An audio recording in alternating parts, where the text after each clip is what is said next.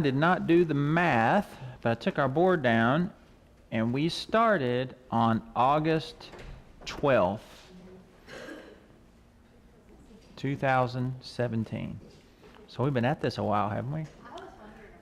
And so that, of course, we took the summer off for school and kind of did it in different semesters and things. But so it has certainly hadn't been quite a journey of a lifetime, but it's been a year and a half, and we've made it. We've made it, slowly gotten here. So I want us to, we're going to be looking at the final lesson tonight, and then 2 weeks from tonight we'll meet right here and we'll have tables set up with snacks, kind of like we did for our midterm exam. We'll have our final exam. So if you want to be a overachieving student, you can go ahead and look at those, or you can just save it and have fun. 2 weeks from tonight we'll be back here to have the final test night, but this is our last actual lesson. So I want to begin with talk about book of Revelation, and Tom kind of alluded to it in his prayer. There are three things. These are not in your book, but you can write them in. There's three things as we look at all the different interpretation and things of Revelation that we want to keep in mind as we read it. There are kind of three things that we know for sure. Who can remember those three things? The first one we know from the book of Revelation in the New Testament is Jesus is coming back, right? So the first one is Jesus will return and install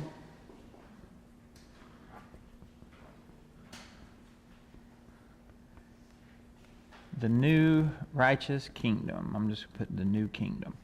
So we know that's going to happen. Every interpretation agrees on that. Now, the second thing, and actually I heard Kay already say it, it said, what's the second thing we know for sure? That we don't know for sure, right? When it's going to happen. So we don't know when. No one knows when. Although there are signs and there are things that we can see as we read, but as far as knowing the day and the time, kind of marking your calendar is not going to be possible. And so number three is kind of a practical application of those two. So therefore, what should we do? We should live faithfully. So that's what we should live faithfully in the meantime. And so that's the overarching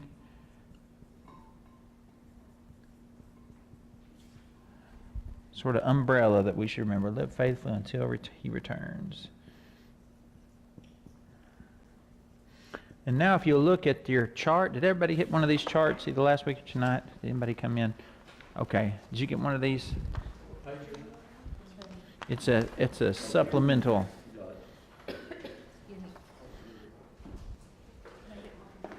Yes, ma'am. And I have some extras up here, and one of these days I'll get it all organized and we can download it online as well. So this little chart, and I don't have it up on the TV tonight, but we're just going to walk through it. This is the book of Revelation, just kind of very briefly, chapter by chapter, see how we can kind of walk through all the different parts. So we start with chapter 1. You'll see in that upper left box.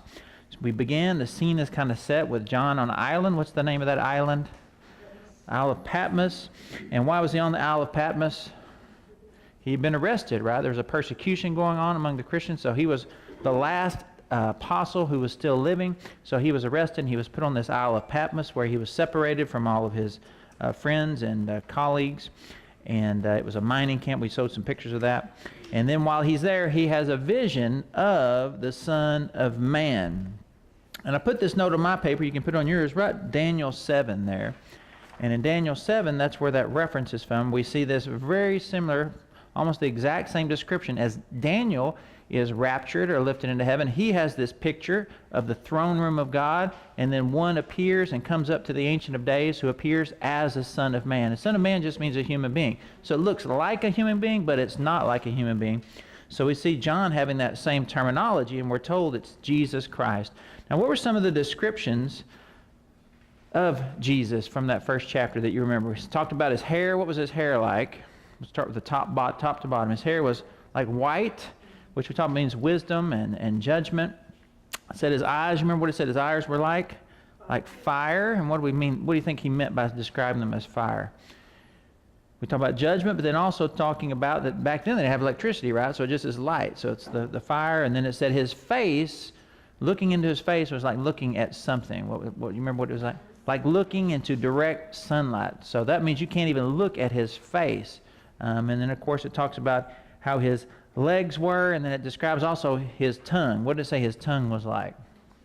A two-edged sword. And so we see these are symbolic pictures. John's trying the best he can to describe the picture of Christ, but probably the best description of what he experienced was what he did after seeing Jesus, who he'd lived with for those years, was a close friend. But when he saw the resurrected Christ coming in judgment, what did the Apostle John do? He fell down like a dead man. And so that shows the difference. When Christ returns, he will be the same, but he lived in the first time he came to not to condemn the world, but to save the world. But when he comes again, he will condemn the world. He's coming in his justice and his power. And then in chapters 2 and 3, you'll see on your chart, Jesus Christ tells John to write letters to the 7 churches. And you can see those listed in chapters 2 and 3. And we talked about a few different applications of those letters. One is you can just apply them, and that they were historical places that we know. And then also they're sort of archetypical churches. They're all a little bit different. So most people, as they read them and interpret them, try to say, okay, which one is our church most like? Because each of those churches would begin with a commendation, then they would have something, a critique or something they were doing wrong, then it would have an instruction, and then some sort of blessing at the end. So you can look at all those different churches and ask the question, what kind of church are we in? And how can we improve? And the third application is to us personally. You can look at each one of those and say, which one of those churches am I most like? And then chapter 4. And between chapters 3 and 4, by the way, you could say in the first verse of chapter 4, most interpreters, who's what's called pre-tribulation rapture. Y'all may have heard of that. So the idea of the rapture, it's not specifically mentioned the rapture in Revelation, but we have several references that we mentioned a couple lessons ago. And so there's an observation between chapter 3 and chapter 19, which we're going to get to chapter 19 today. And that is, after chapter 3, the church is never mentioned again until the throne room, the supper that we're going to talk about, the supper of the Lamb, which will happen in chapter 19. And so how most people would interpret that is say that's the reason the church is never mentioned from chapter 4 to chapter 18 is because the church has been raptured. So as chapters 4 through 17 and 18 are describing the tribulation years, then that's what we said, pre-tribulation raptures, that all the believers will be raptured at that time before the tribulation begins. And so if you are a believer in Christ, then you'll be raptured. So all the things we've been talking about from chapters 4 to chapter 18, you're not going to experience all these difficulties. And so we have that rapture that happens, and then chapter 4, the picture is that John is raptured, and he comes into the throne room of God, and he sees these 24 elders, which we are just mysterious characters, and the 4 living creatures. And then appears in chapter 5 a scroll. And what was on this scroll? 7 seals. Now, it's hard to say that. If you say 7th seal, 6th seal, so you have to really take your time. It's kind of a tongue twister. So we have the scroll with 7 seals. And you remember John begins to cry because there's no one who is worthy to open the scroll. And then the angel says, don't cry. And then appeared to him, there was the Lion of Judah who appeared as a lamb that was slain. And he is Jesus Christ. So Jesus Christ, the same Son of Man, the Lamb that was slain, is the only one in heaven, on earth, or beneath the earth, I think is the phrase that they use, who is worthy to open this scroll that had the 7 seals. And so then we see each one of these seals broken one at a time, and each time one of these seals is broken, something happens. So then we see chapter 6. The 1st through 4th seals are, what does it say there? The horseman judgment. So you have the first horseman is the one who's coming on was it a white horse, I think? And he had a bow with no arrows. And so that's going to be the Antichrist who brings a time of peace. But then the next horse is a red horse. And remember what that said, that horse had authority to bring war. So there's going to be this time of apparent peace in these tribulation years brought by this leader. And then there's going to be another horse that comes and leads to a war when you have many, many people who are killed. And then the 3rd horse comes, and that is a black horse. Does anybody remember what the black horse represented?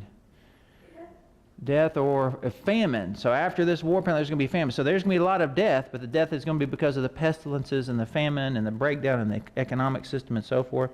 And then the 4th one, it says, is the pale horse. And the rider, do you remember what the rider's name was on that horse?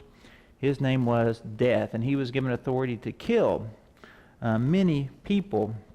And then this 5th seal, you'll see there, still in chapter 6, is this mysterious picture where now he looks from earth, he looks back up to heaven, and he sees that there's a plea of these martyrs who are dressed in white robes, and they plea for justice, and they're told to wait just a little while longer. And then the sixth seal lists all of these natural disasters which are going to happen. And then chapter 7 is an interlude. There's 2 interlude chapters in Revelation. This is the first one. So there's interlude between the 6th seal and the 7th seal. And in this, we see a vision of earth. He looks to earth and sees this 144,000 Jewish people, Israelites, who are going to become to Christ. We're not given the details, but you have these 144,000 Jews who are sealed on their head with and then they become this new missionary force on earth. So remember, all of the Gentile believers and previous believers, the Jewish and Gentile believers, are been raptured. So there is no witness left on the earth, but then we see that this 144,000 do receive Jesus, believe in him as the Messiah, and they become this new missionary force. And then he looks from earth, and he looks up into heaven, and he sees in heaven all the Gentiles in heaven rejoicing, people from every tribe, nation, and tongue rejoicing around the throne room of God. Then we come to after that interlude in chapter 7, we come to chapter 8.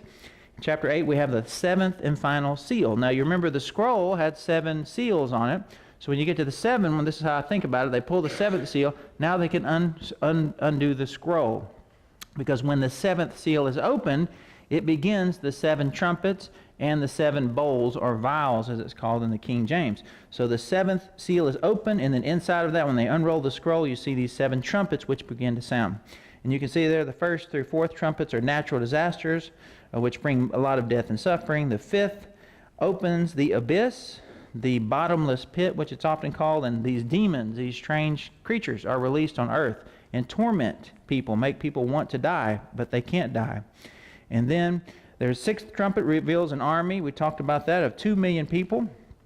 And it says a third of mankind is killed by fire, smoke, and sulfur. And we looked at that picture and said many commentators, people have looked at that and said it looks like modern warfare that he's describing, because it said these blasts of sulfur and fire, and it was those things which killed people. Then chapter 10, an angel comes to John and gives him a small scroll with a prophecy for John to proclaim to the people, and he takes it and he eats it and he begins to speak it, and then he starts to have this vision. And John sees the temple, and now this would have been news to the Apostle Paul, because remember, he's writing this in like 90 A.D. The temple was destroyed in 70 A.D. So John would have known that the temple is already destroyed. So now he's having a vision of this temple. And that the temple, which he's still seeing in Jerusalem, remember, we have all these Jews who've come to faith, and their new Israel is being established. And these 2 witnesses begin prophesying. And these 2 witnesses were able to do miracles. Remember, we said these miracles reminded us of 2 Old Testament prophets. We're going fast, aren't we? We're going all the way through. We're going to make it. 2 Old Testament prophets. I'll give you the miracles and you give me the prophet. The first one that's mentioned is that they could close the sky. So they could say and cause drought to come. Which Old Testament promise? Elijah is the most famous for that one. The other miracles they could do was to turn water into blood and to call on plagues around the earth. So which Old Testament prophet? So Moses and Elisha. So they're mysterious characters. And then the Antichrist, this kingdom, surrounds them and finally attacks them after 3.5 years, I think they were there. And then they kill them. And it says the whole world can see them. And of course, we talked about how in the time of John that would have been impossible, but it's not impossible with our technology today. It'd be pretty simple to imagine. And then after these 2 prophets are killed, their bodies are laid for everyone in the world to see, as their dead bodies are laid there. Then after 3.5 days, do you remember what happened? It says the Spirit of the Lord came into them and stood them up. And then they ascended into heaven with everyone in the world watching. And so after that, the 7th trumpet sounds after that interlude, and the 24 elders speak, and then he sees the Ark of the Covenant in heaven. Okay, top up to chapter 12. Next we see the sign of the woman, the pregnant woman who's having a baby, and the dragon which are thrown down to earth. I'm not going to go into that for time's sake. And then chapter 13, the 7-headed beast speaks blasphemy and conquers the saints. So the second beast, so the seven-headed beast is considered the Antichrist. Then he's sort of fought against and conquered and killed. And then another beast arises, and then the second beast raises the first beast to life. So it's this resurrection of the Antichrist. And then they're able to do lots of miracles that are mentioned there. And then we see They then put the mark of the beast on everyone's head. You have to receive it. And what was that mark? That famous number, 666. And it says, without that number, you could not buy, sell, or trade anything in the world. So we see this picture of a one world government, which is coming into being, which we're going to talk more about tonight. In chapter 14, 3 angels appear and sing a song with the 144,000, which refers back to those Jewish people who were there. And then the Son appears there and makes his final harvest, his final appeal. And then in chapter 15, we see again now the vision looking back up to heaven. This victorious saint sing beside the sea of glass. And then we have the 7 trumpets are finished, and now we see the beginning of the 7 bowls, or it's also called the 7 vials, which are final, quick judgments that are going to happen. This is the very end of time, which is coming. And in chapter 16, you can see those which are listed there. The 7 bowls with swords, a bloody sea, bloody springs or fresh water. That one bowl is poured on the sun, and it begins to scorch the earth and kill people. Darkness, and then there's a final battle between a huge army at Armageddon. And then we see in chapter 17, which we're going to start tonight, we're going to see that, as it says there, top of page 217, chapter 17, 18 are an interlude, again, another interlude, describe the doom of Babylon. So just a little bit about Babylon. So Babylon is, as it says there, is one of the most evil cities mentioned in the Old Testament. What's some things you remember about Babylon from the Old Testament? Some famous stories and Bible characters were there. Yeah, so yeah, that's where Daniel, Shadrach, Meshach, and Abednego, that's where they were carried off into exile.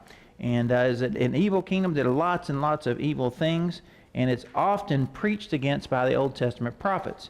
So also remember at the very beginning, when we talked about the use of a lot of symbolic language, we said one of the reasons that people think that there's so much symbolism is because John was speaking in code. Because remember, he's a prisoner, and he was writing these letters, and they were being sent out.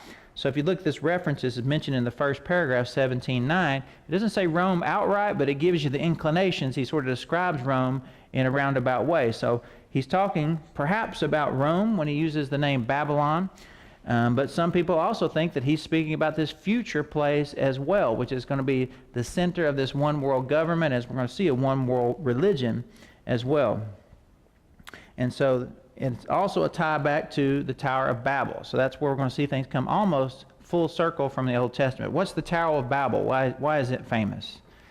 When I say Tower of Babel, what do you think about in the Old Testament? That's way back in Genesis. When their language was confused. Right. So Babel means confusion. So remember, God told after Noah's people said they grew right after Noah happened, and it said he told the people to spread out and fill the earth. And then what did the people do instead of that? They said, let's not spread out and fill the earth. Let's stay together as close as we can and build a tower to make a name for ourselves. And so this is a picture of wanting to be gods and wanting to be in control. And so the tie-in that some commentators made is very fascinating, is that was actually the first one world religion where all human beings got together and said, we want to denounce and refuse God's ways, and we're going to do our own thing and go against the Word of God. So some people tie it all the way back there because the Tower of Babel is also one of the predecessor areas to Babylon. That's why the names sound similar, because they're in a very close place. So anyways, there's lots of ideas and interpretations, but there's several options, but certainly he's speaking about Rome as well. Okay, on to our first blanks. According to 17:6, how does Babylon, this last evil system, treat Christians? It says she in Babylon is described as a prostitute, but it talks about this, it's a final capital city that's the headquarters, so to speak, of this one world government run by the Antichrist, or is often called the beast, and it's also the center of the one world religion.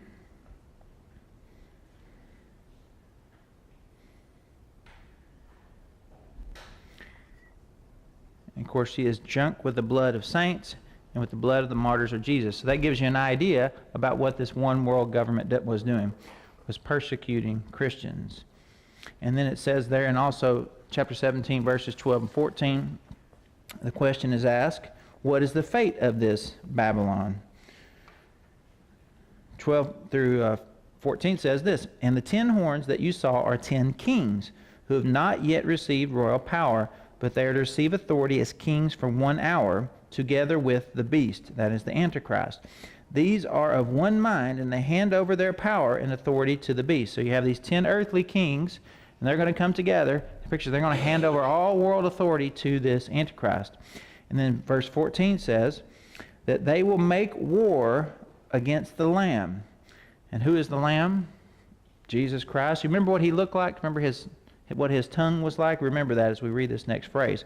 "They will make war, and the Lamb will conquer them, for he is Lord of lords and King of kings, and those with him are called and chosen and faithful." So we don't have, it just says that he conquered him. And I think that's why we have a picture that his word is like a two-edged sword. Because what was the two-edged sword in Paul's time? In John's time? That was the king weapon. That's what the Roman world used to conquer the world, was these two-edged sword. And so what is the only weapon that Jesus Christ needs? Go back to Genesis 1. His word. He can just speak and he can conquer. And so I think that's the picture. It's not said exactly, but we don't need details of what Jesus didn't have to do some kind of kung fu or martial arts, right? Or have some huge technology. He just has to speak the word, and I think that's the picture we have of his tongue being like a two-edged sword.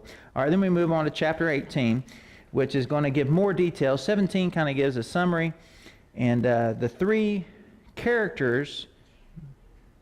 We need 17, 12, 14. There we go, 17, 12 through 1. 10 world leaders will make war with the Lamb, and the Lamb will overcome them.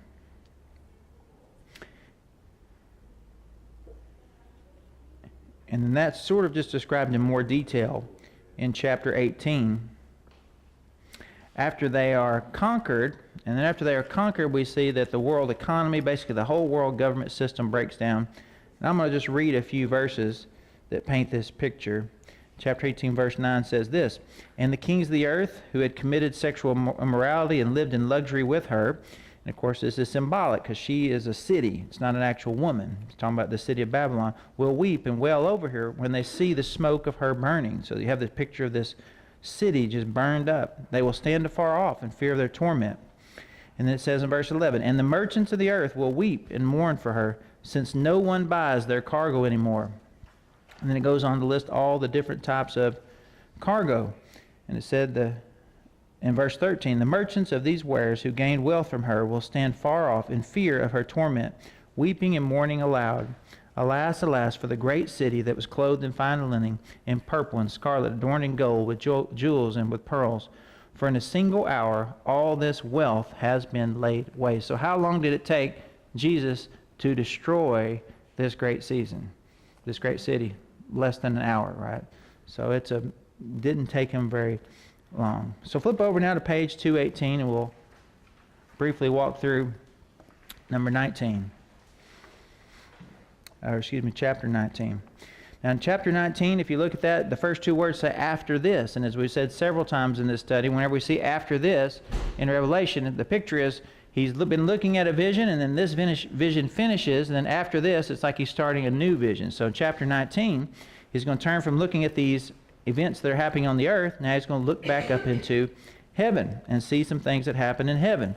As it says there at top of page 218, chapters 4 through 18 have dealt exclusively with judgments, or is called the tribulation years on earth. And so we have temporary lost sight of the church, as we mentioned when we're going through the review. The church is mentioned, I think, 18, 19 times in the first 3 chapters, and then it's not mentioned from 4 until we come to chapter 19. It says that while the Lord was judging the nations, there will be 2 exciting events taking place in heaven. First, there will be the judgment seat of Christ, which all Christians must stand. And you can see the references there in 1st and 2nd Corinthians. This will be a time of rebuke, confession, and cleansing that should have been made while on earth. Some Christians will be rewarded, and some will suffer loss, according to 1 Corinthians 3:11, 16. And you can go read those later. After this judgment, the bride, which is a symbolic picture of Christ, will be ready, as we read in Revelation 19:7. His wife hath made herself ready. And then this brings us to the second event. After this judgment seat of Christ is the marriage supper of the Lamb. And it says there, this is the second event in heaven during the judgments on earth. Concerning this supper, what did Jesus say at the Last Supper in Matthew 26:29? So remember Jesus at the Last Supper, right before he's going to be arrested and crucified. And this is what he told his disciples. He said, I will not drink of the fruit of the vine until I drink it anew with you in my Father's kingdom. So Jesus was looking forward to this marriage supper of the Lamb.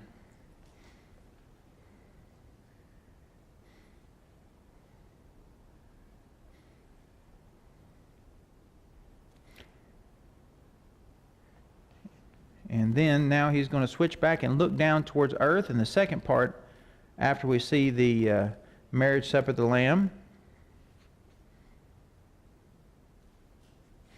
And then he's going to see this picture, which I'm just going to read these verses briefly. Let me check the time. We got time. Verse 11, chapter 19. Said, Then I saw the heaven opened. So this is a new vision. And behold, a white horse. The one sitting on it is called Faithful and True, and in righteousness he judges and makes war. And we'll see if this sounds familiar. His eyes are like a flame of fire. On his head are many diadems, and he has a name written that no one knows but himself. He is clothed in a robe dipped in blood. That picture of the lamb that was slain. And the name by which he is called is the Word of God. Now, who does that remind us to? Now, remember, John is writing this. You remember how John starts his gospel? In the beginning was what? The Word. And the Word was with God, and the Word was God. So we see casting back to those phrases that he'd already used back in his gospel. And then it says, And the armies in heaven, arrayed in fine linen, white and pure, were following him on white horses. From his mouth comes a sharp sword. Does that sound familiar again? From his mouth comes a sharp sword with which to strike down the nations, and he will rule them with a rod of iron. And so we see here this picture. When Jesus comes again, it's that same picture we talked about earlier. He doesn't need weapons. He doesn't need armor. He only needs what? His Word. He just has to speak the Word to conquer all of his enemies. And then verse 17 continues, says, Then I saw an angel standing in the sun, and with a loud voice he called to all the birds that fly directly overhead after he had conquered all of the peoples.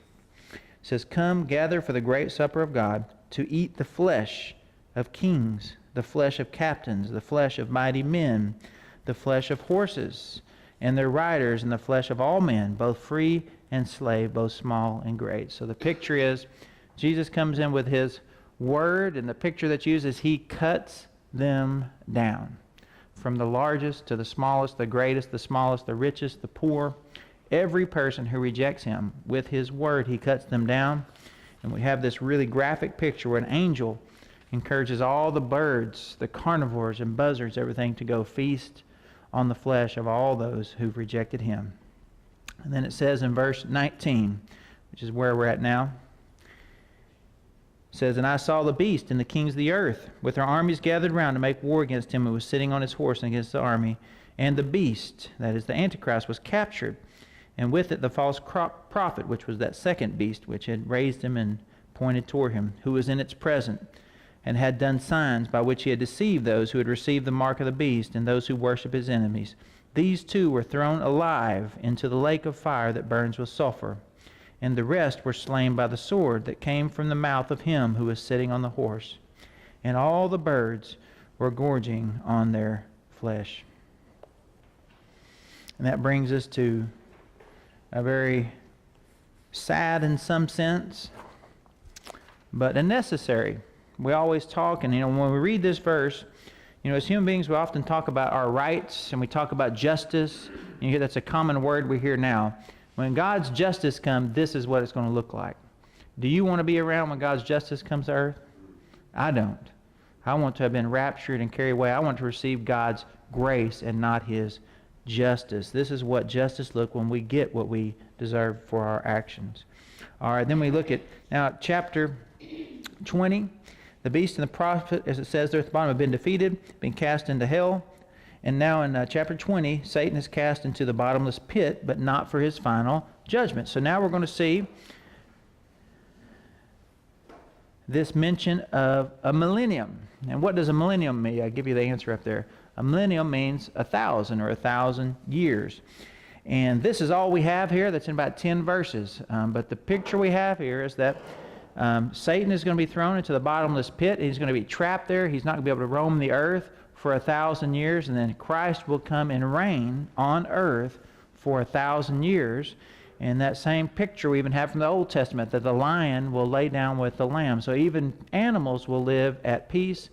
And it says there, even the deserts will be fertile and will grow. And then, that's just in the first 6 verses, so we don't have a lot of details, just that description that's given. The saved, are they the ones that he called at his last harvest? Or is that... That's all of them. So all of them that we're having, and again, there's a little bit of, it's not exactly clear, it doesn't, but it just calls them. I'll just read exactly what it says.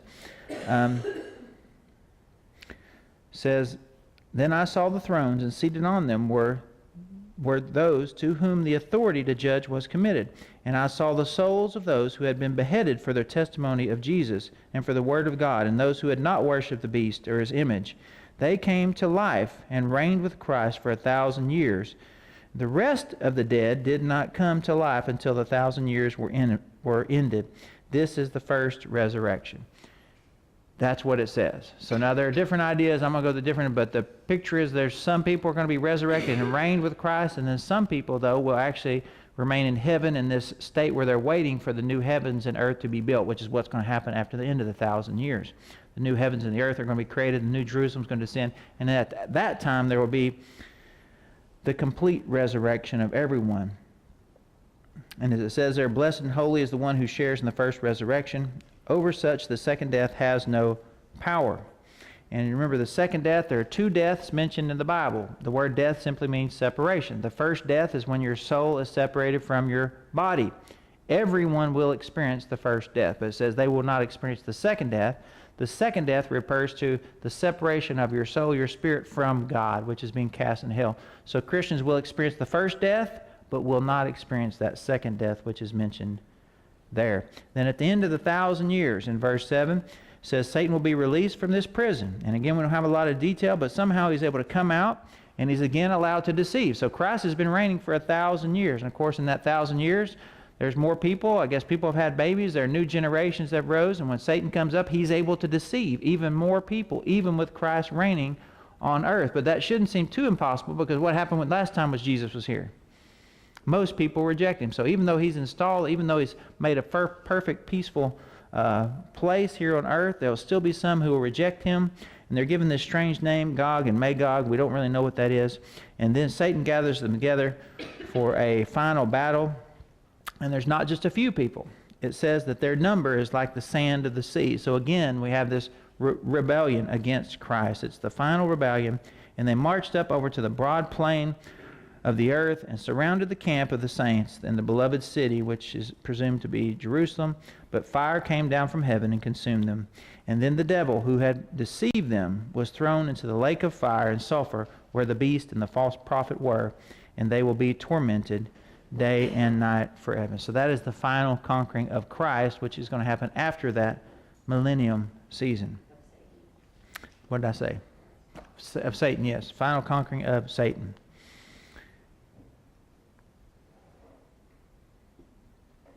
All right, middle of page 219. I'm making sure I'm not getting ahead of my answers here. And what happens to the devil after all of the army which gathers at the end of the millennium to fight against Christ and his saints? Fire comes down from heaven and destroys them, and then Satan is cast into the lake of fire and brimstone. And then as it says there, now we come to the most awesome passage in the Bible. Revelation 20:11 through 15. Let me just read this verse. Then I saw a great white throne, and him who was seated on it. From his presence earth and sky fled away, and no place was found for them. And I saw the dead, great and small, standing before the throne, and books were opened. Then another book was opened, which is the book of life. And the dead were judged by what was written in the books, according to what they had done.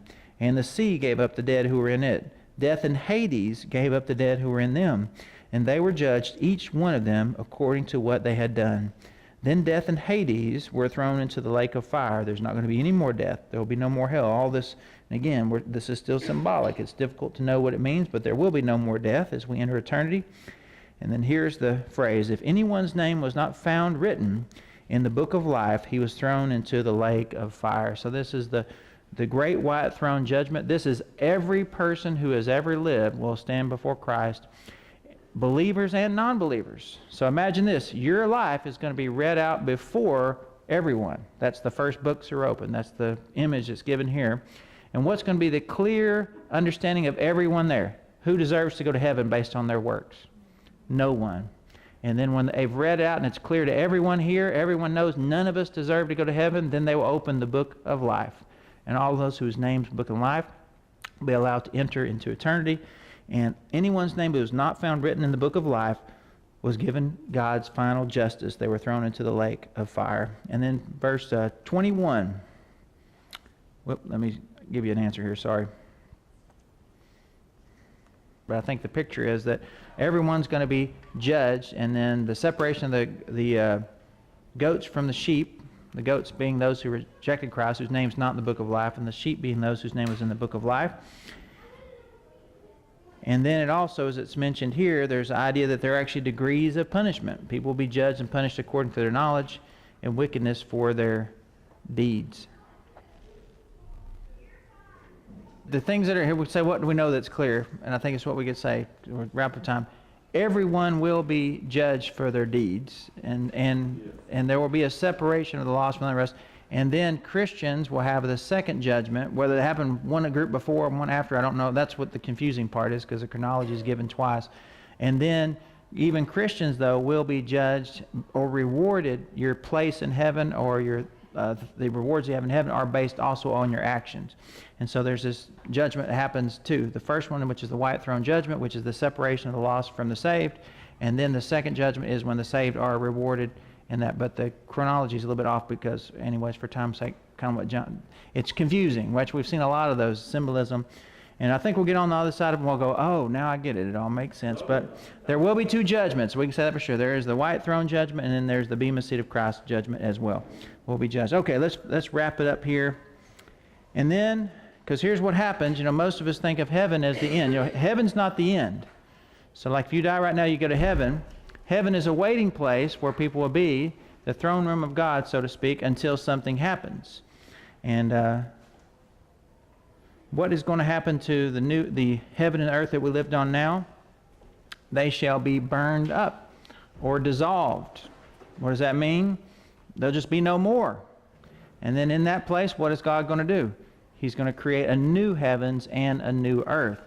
And then after the new heavens and the new earth are built, and then there's a new Jerusalem which comes down, and you can see the descriptions. It's all of chapter 21 is basically a description of the new heavens and the new earth and this new Jerusalem. And then those people who've been waiting in heaven will come to populate, to live on the new heaven and the new earth. So often, I remember thinking as a kid, I thought, well, heaven's like the end. But heaven's really this waiting place until the new heaven and new heaven and new earth are built and installed, and then the people will come, and that's where we'll live eternally, is on the new heaven and on the new earth and in the new Jerusalem. And that brings us to the end, chapter 22. We can hear kids running around outside, and this is a long one. I'm going to put it up here so you have time to write it. This is a warning about people who try to either take away from judgments or add to the judgment. Now, what would be one of the common things people try to take away from this book? Try to take hell away. Try to say, well, I don't think God's going to really... In the end, somebody said, but in the end, God's going to let everybody go in, right? So that would be kind of both adding and taking away. And so we try to take away the parts that we don't like, that we're not comfortable with. And then some people will try to add on things. Now, there have been some additions. Our Catholic friends have added on purgatory, which is a place where you're not good enough to get into heaven, so you can go to purgatory where you can kind of work it off for a while because you're close, and then eventually you can work your way into heaven. So that would be an addition. That's also not in the book of Revelation, the idea, because as we know, nobody gets there because of their good works. So you can't get close and then work your way in there by good deeds. There's only one door, one way to heaven, and that is through Jesus Christ. So if anyone takes away from it, their part will be taken out of the holy book, the holy city, and the things written in the book. And now, as it says several times in that last chapter 22, which you should read at home, there's a river of life and a tree of life. And we can all come to it, and it says the leaves of the tree were for healing of the nations. No longer will there be anything that's cursed, but the throne of God and the Lamb will be in it, and his servants will worship him. They will see his face, and his name will be on their foreheads. And night will be no more, and they will need no light of lamp or sun, for the Lord God will be their light, and they will reign forever and ever. And that's why you'll remember, I'll end with this, Jesus sent his disciples to go heal and to cast out demons, and they went down, and they came back, and man, they were like so excited. They came before Jesus. They said, we healed people. People responded to our preaching, and we were able to even cast demons out. You remember what Jesus' response is? They were so happy. He said, don't rejoice that demons listen to you, that you can heal people. Rejoice in this, that your name is in the book of life. So you can see Jesus there looking forward. As great as it is to be able to see miracles and cast out demons, all that pales in comparison to just knowing that your name is written in the book of life. Let me close this in prayer.